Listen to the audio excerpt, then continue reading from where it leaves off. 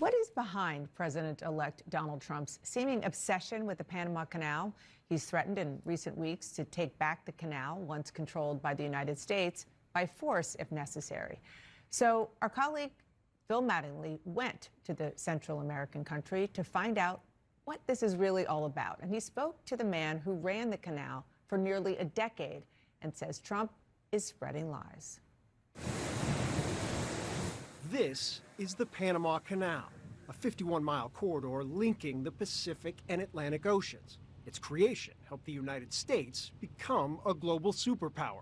Most people don't get access to this, but what you're standing on top of right now, it's a modern marvel. It is an engineering miracle. Only twice in the history of the Panama Canal has transit actually stopped. It's that invaluable to world trade, to the world economy, to geopolitics in general. It also underscores why any president, President-elect Trump being one of them, cares so deeply about its operations. Now, Trump's interest in the Panama Canal, it makes a lot of sense. It's 4% of global shipping. That's what comes through here on an annual basis. 40% of U.S. containers come through this waterway. But what people here unequivocally do not understand is why, after 25 years of smooth operations under Panama's control, all of a sudden Trump is threatening to take it back and refusing to rule out using military force to do so. The Panama Canal is a disgrace. He's railed against how the canal is being run and China's growing influence around the waterway. They charge more for our ships than they charge for ships of other countries. They charge more for our Navy than they charge for navies of other countries. They laugh at us because they think we're stupid. But we're not stupid anymore. China's at both ends of the Panama Canal. China's running the Panama Canal. I asked the man who was in charge of the canal for 7 years, Jorge Luis Quijano, about those claims. Does the canal charge U.S. ships more than others? No. Does the canal charge the U.S. Navy more than others? No. Are there Chinese troops operating in the canal? No. Does Beijing or the Chinese Communist Party operate the canal? Definitely no. Trump's current Panama fixation has left officials here perplexed and frustrated, but also cognizant of the former real estate magnate's roots in the country, long before his turn to politics. Well, my interest in Panama really began when we had the Miss Universe contest in Panama, which I own. I own the Miss Universe, and it was one of the most successful contests we've ever had. Not all of his business dealings in Panama have been a success. There's a complicating factor for Panamanian officials trying to figure out what the president-elect actually wants here. And that starts right here, because this building is the tallest building in Central America, and it is a building that used to be known as the Trump International Tower and Hotel, also home of the Trump Ocean Club. Now, it is neither. The gleaming 70-floor resort marked Trump's first international hotel venture, a massive project, mired by mountains of litigation and confrontation that led to the removal of Trump's name from the property, halfway through his first term in the White House. As for Trump's attack on the terrible deal that set in motion the U.S. handover of the canal and its surrounding zone to Panama, that's rooted in an even longer-standing preoccupation. Jimmy Carter gave the Panama Canal away for nothing, zero. In other words, they said, we want the canal. He said, oh, okay, even though we spent the equivalent of many billions of dollars to build it.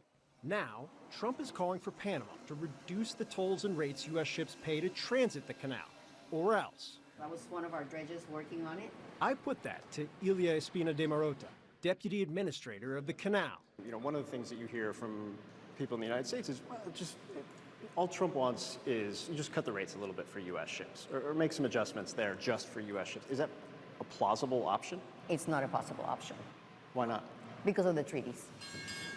The same treaties Trump rails against mandate equal treatment of all vessels. No U.S. carve-outs. Trump has also ignored that the canal today is far bigger than the one handed over by the United States. There was an expansion. Yes. The U.S. government played what role in the expanded version? Okay. As far as financially, none. More than half of the revenue that comes in from the Panama Canal doesn't come in through the one that the United States was integral in building. It comes in through the expansion. That's right. This is the Atlantic side. Which Lorota led the massive $5.2 billion project, which dramatically expanded the size of cargo ships that can traverse the canal. So when President-elect Trump says he wants to take the canal back, do you guys get to keep the one you did? No, no. But this is what I don't No, we get to keep everything. Phil Mattingham at the Panama Canal, CNN. My panel is back. First of all, I just how much did you all learn from that? A lot. This is what we're supposed to be doing in this business. I learned so much. Thank you so much to Phil for that. I know that you have been doing some reporting on going forward on the reality of the political reality here in Washington. Yeah, just over the last few weeks, I had been talking to sources because Panama has become so integral to the U.S. migration management strategy. We saw it with the Biden administration simply because it has the Darien Gap, which connects it with Colombia. It's a treacherous jungle. It's where migrants have crossed, and it has become, in the last 4 years, the barometer of what we're going to see at the U.S. southern border. You see people start crossing there in big numbers. You can bet that in a few weeks, you're going to see that here at the U.S. southern border. So that has become so important for this administration, and as well as the incoming administration, to try to work with that government. And this president, the Panamanian president, has indicated that he wants to go even harder on the Darien Gap. So sources I've been talking to in the incoming administration say they really see them as an ally. So this has really left them a little bit flummoxed. And I just love how Phil pointed out and showed us how first of all, a lot of the things that Donald Trump claims about China's involvement is just not right. But more importantly, how this is not just something that he started talking about recently. This runs deep with him, and it all goes back to his experience as a builder and as a businessman. Yeah, it's about him, which is no surprise for Trump. There is a lot of concern on Capitol Hill about China's economic inroads in Central America and South America. But the Republicans, even you talk to Republicans in House and Senate, they don't know where Trump is going with this. You know, the idea, the threat of military action and everything, that's just, no one knows what he's talking about here. Like, you know, there is no support on Capitol Hill for a military invasion of Panama to get back the Panama Canal.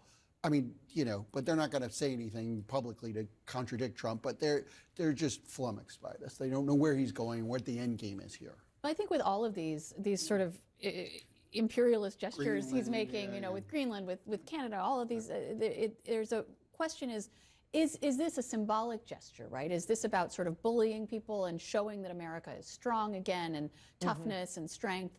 Or is there some kind of serious policy underpinning it? And that, I think, is the million-dollar question for the incoming administration. We're going to have to see what they actually do to put any meat on the bones of these sort of threats. We are going to have to leave it there. Thank you all so much.